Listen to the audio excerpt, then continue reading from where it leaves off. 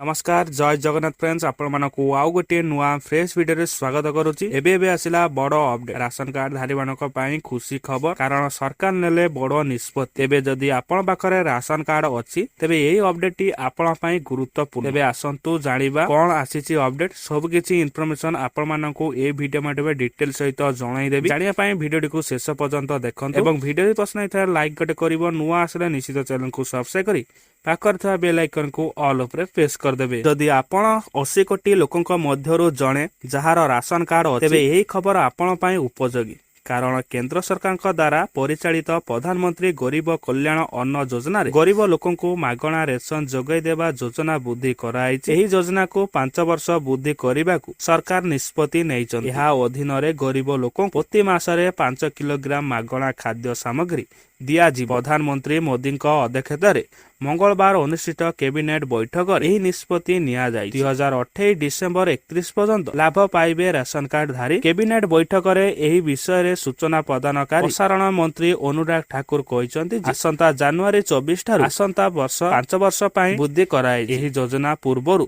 2023 December 31 पर्यंत वृद्धि करायतिला। एही योजना रे प्राय 11 कोटी 80 लाख टंका खर्च हबो बोली मंत्री कहिसंती।